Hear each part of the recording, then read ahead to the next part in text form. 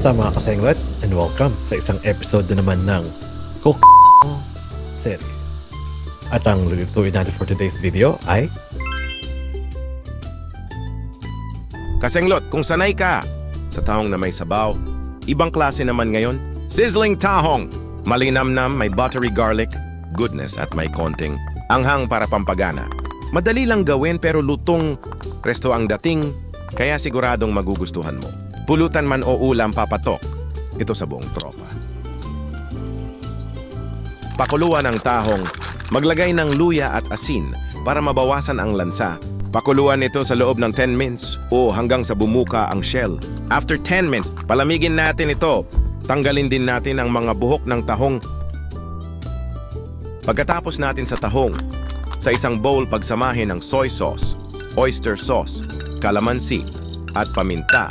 Mix well lang, then set aside muna natin. Sa isang kawali, maggisa ng sibuyas at bawang, ilagay ang mga tahong. Lutuin ito ng 2 minuto. Ilagay ang mga sili. At isunod ang ginawa nating sauce. At syempre, tagay na muna. Pakuluin ito ng mga ilang minuto.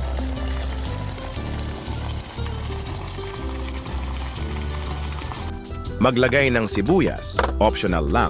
At pwede na itong hangguin. Painitin ang sizzling plate.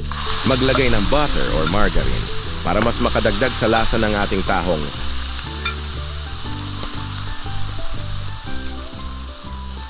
Ayan mga kasenglot, ready na ang ating sizzling tahong.